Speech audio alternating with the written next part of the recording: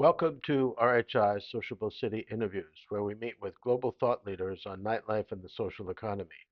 Today, we are joined by Herschel French, the Assistant Director for the Mayor's Office of Nightlife in Nashville, Tennessee. Formerly trained as a counselor, he brings his passion for helping people to his role, bridging the gap between government and nonprofit services and the nightlife industry. Hey, Herschel, so great to spend some time with you here today. I appreciate you taking the time to meet with me. Yeah, thank you so much for inviting me to be a part of this. I'm just honored. Yeah, yeah. This is my first interview that I've ever done in this role, so thank you. Well, there you go. There you go. So why don't you just give me a little bit of background of how you got to be where you are, and then mostly what is your current role? Yeah, so my background actually is in the mental health field. I'm a trained counselor. I worked uh for a couple of years after I graduated from grad school as a substance abuse counselor. I worked in a small town in Illinois, doing substance abuse counseling at a mental health community center, which I'm not sure if you're familiar with those types of places, but they're severely underfunded and understaffed. And so your workload and your pay are both, your workload is very high, your pay is very low. And so the burnout rate in those community mental health centers is pretty high. And I found myself to be part of that burnout load. I was working 70 plus hours a week for pennies, and uh, just it was not sustainable. And so I kind of reshifted my career, started doing um, work in churches, actually, working with basically doing congregational care type stuff. So basically counseling type work within the church. And I did that for a long time back in Illinois. And then I met my wife here in Nashville, and uh, everything kind of changed again, as that can happen when one meets their partner. And I moved to Nashville and started working in the healthcare industry. And we both during COVID decided we needed a change from what we were doing. We were both kind of using COVID as a reset, like a lot of people did, I think.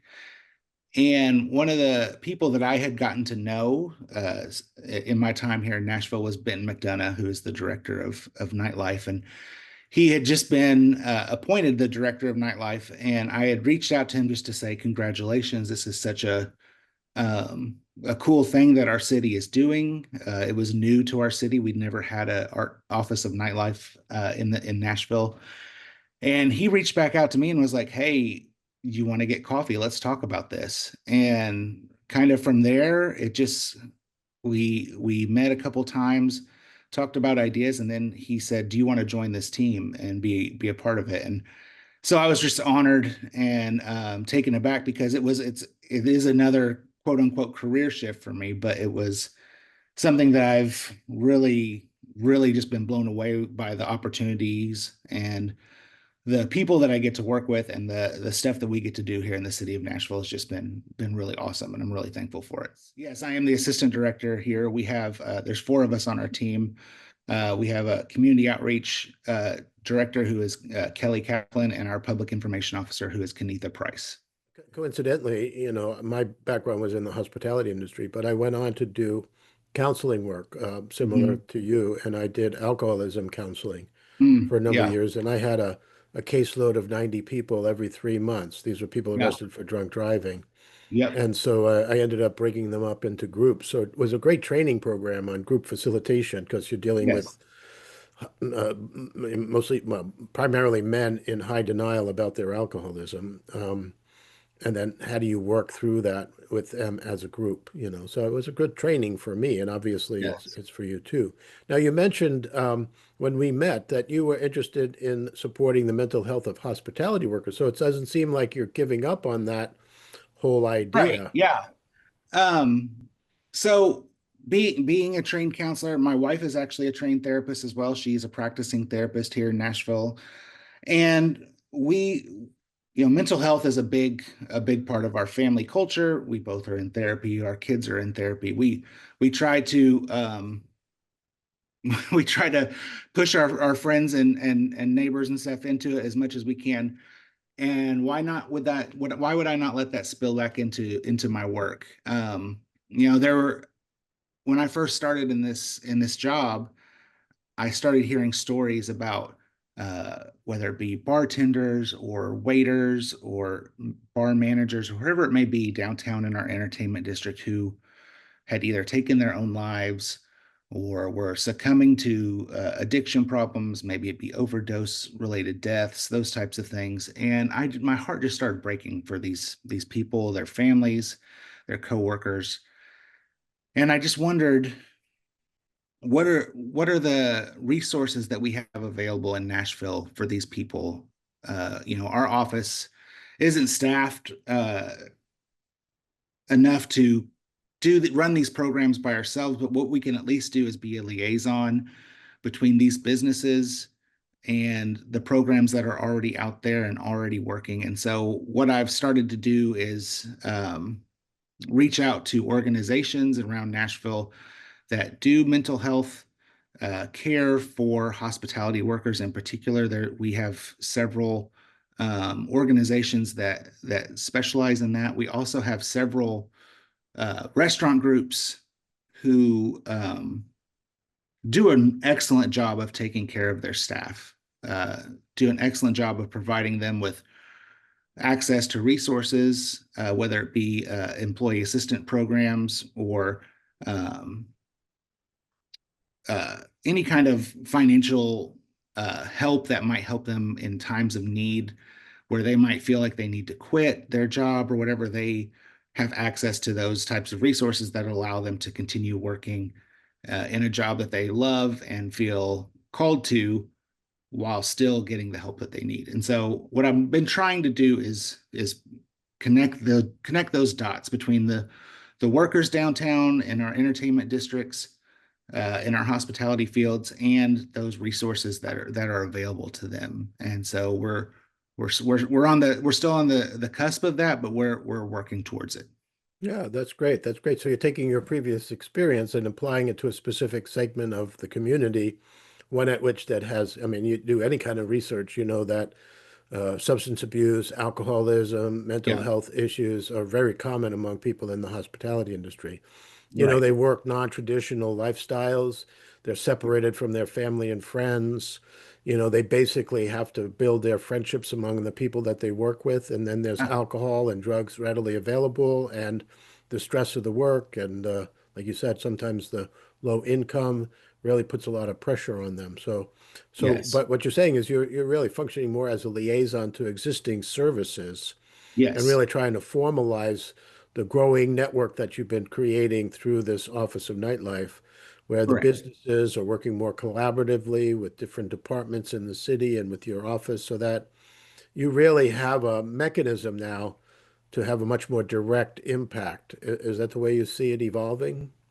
Yeah, one thing I think that what I'm trying to do with this first round of meetings that I'm going to start this fall, I'm going to start hosting these lunch and learns where we can bring in the bar owners, the managers, the shift managers, all these people who are kind of at the top of the ladder, and say, look, we've got these resources available for your employees. And what I want to do is introduce them to those resources. And then I also am going to bring in some trained counselors to explain to them what are some warning signs you can be looking out for in your employees. What are some things you see them doing that might give you an idea that they're struggling, that even if they're not able to bring it up to you, you might notice it and you might say, hey, I see that this has been happening. You've been having issues with this and this resource might be a help to you. And we, as your employee, as your employer, we want to help you get access to that. And so that's kind of what my first kind of foray into this is going to look like this fall. We've got um, several organizations who have agreed to come and speak. We've got several restaurant owners who I feel do an excellent job at taking care of their employees, come and speak about how they've set up uh, their place of business to take care of their employees. And then I've got two counselors who have agreed to come and talk about the warning signs that they can do. So I'm really excited about this program. Hopefully we'll see some good come from it.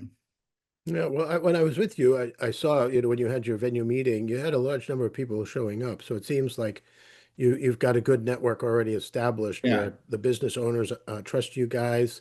They're willing to participate. You also have obviously the support from your various licensing and enforcement agencies, to Yes. to have that, because obviously they're confronted with some of those same issues themselves within their own field, because policing is obviously a stressful job, so they could probably relate to that as much. And maybe in their course of work, they might also be able to identify security or bartenders or service staff that they Yeah. feel might be getting to the edge, which would be unsafe for them and also unsafe for the customers. So if you have people in security who are kind of on the fringe of a mental breakdown, their reaction to crisis situations might be damaging to others. So there's a lot of good that can evolve from this, and the relationships that you've established obviously are a great foundation for that. Um, so in terms of the evolution of this, this is obviously one area, but I also want to talk to you about some other things about what's going on in Nashville. To Yeah. moving from your mental health perspective, to just more generally your Office of Nightlife and the work that you've been doing. And I know there's been some important changes in terms of parking for musicians and other types of Yes. initiatives that you've taken up.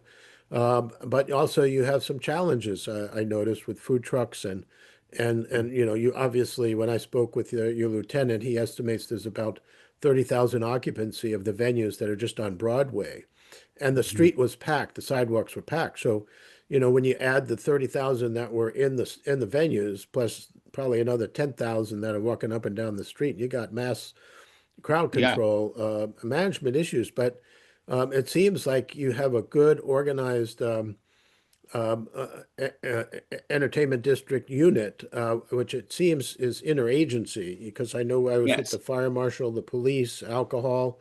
You got your city council member. You've got a lot of key people working together, and I really applaud that, and it's certainly something that we want to showcase when we do our summit in Nashville. But what else would people expect to hear? What stories of your accomplishments so far, even though you've only been around a short period of time?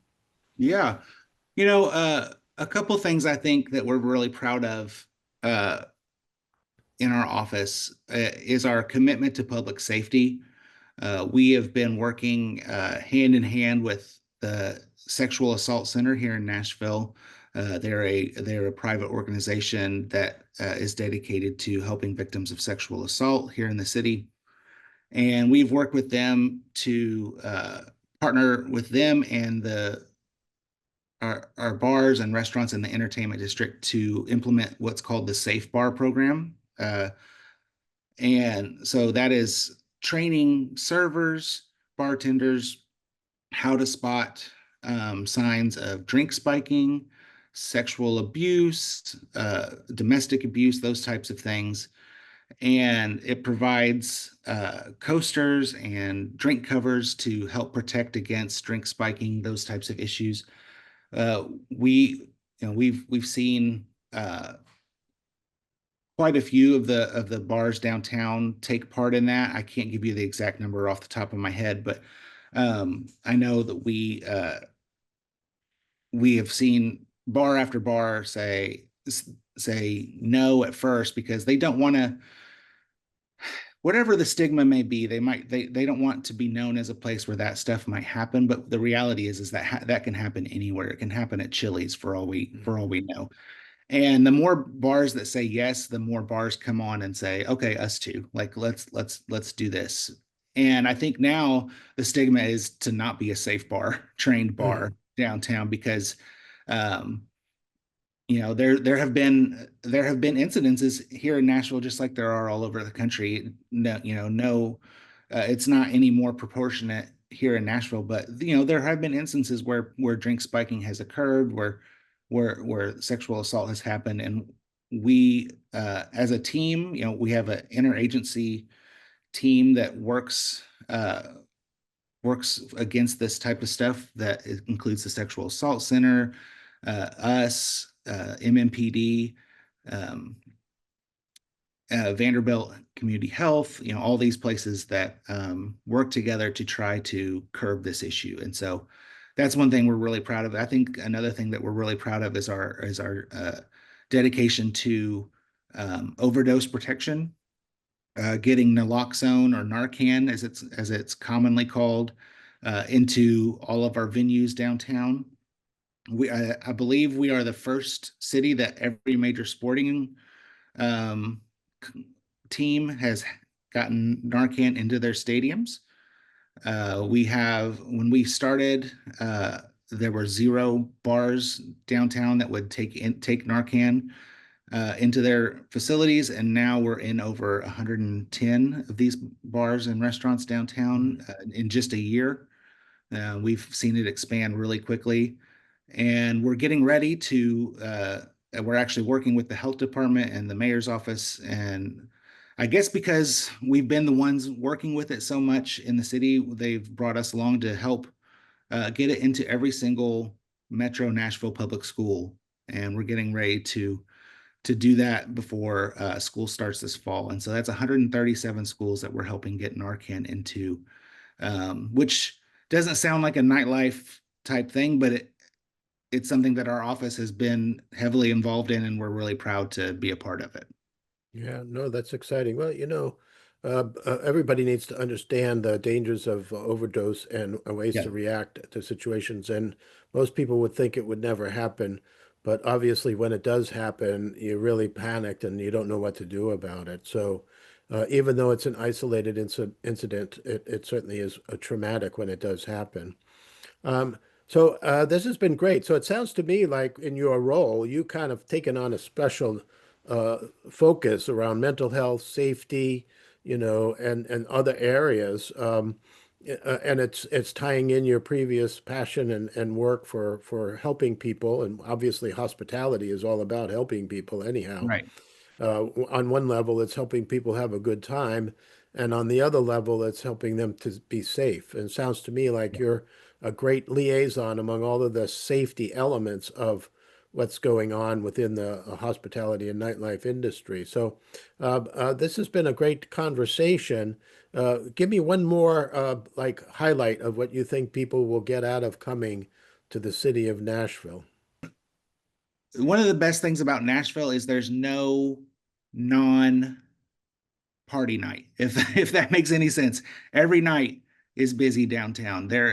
You come on a Monday, you're going to find something to do. You come on a Tuesday, you're going to find something to do. On the weekends, it's going to be absolutely insane. But even on a Tuesday night, if they're, given the perfect storm of whether there's a Preds game or a Titans game on the same night, a concert at the Ryman or whatever it may be, you could find yourself among 100,000 people downtown easily. And we're really proud of the fact that we're able to um, walk in this. I think you called it controlled chaos that we have downtown, and keep people safe, and that there is always something to do. There's always something to do. And I would say also, for the people coming to the summit, on one of those nights where things might be free, where you have a free moment after our social events, check out some of the other neighborhoods within the city besides Broadway, because there's so much more to offer in Nashville besides Broadway. Broadway is amazing,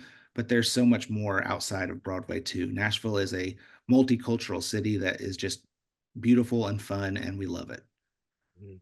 All right. Well, Herschel, this has been great, and I appreciate your passion for this. And again, I could relate personally to it because it's basically how I got into this work that I'm doing today. I mean, obviously has evolved, but it was always something that I wanted to do. And the more I can help promote it, and like we talked about, maybe bringing Ben's Friends leader, the guy who set up a support network for people in the hospitality industry with alcohol Yeah. problems. And New York City, after COVID, they put in a mental health program for hospitality workers. So I think you're really part of an emerging field of people who really recognize the need for this very much focused effort with the hospitality industry, and that traditional mental health and substance abuse services may not always understand the dynamics of working in the hospitality industry. So I Yeah. think you bring that lens that helps people to see, yeah, well, it's not just the same as it is for some other people, that there are special